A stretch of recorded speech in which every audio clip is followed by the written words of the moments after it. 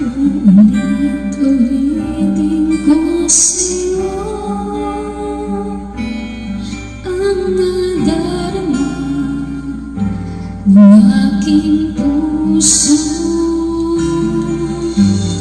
Ang damdamin ko'y para lang sa'yo, kahit kailan di